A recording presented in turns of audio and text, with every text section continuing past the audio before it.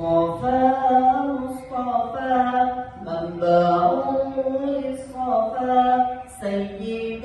الأنبياء مشعل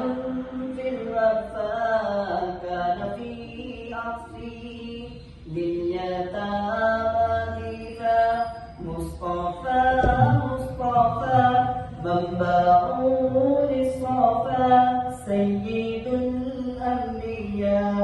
مشعل في الوفاء كان في عصفه لليتامى ضيفا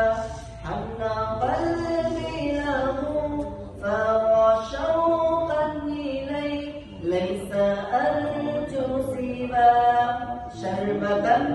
من يديه الصلاة عليه والسلام عليه بالسماء التقى فأتى بالنقى وغدا وجهه نيرا مشرقا كان من نخله حين حال الضيقا قال فلتذهبوا أنتم الطلقا مصطفى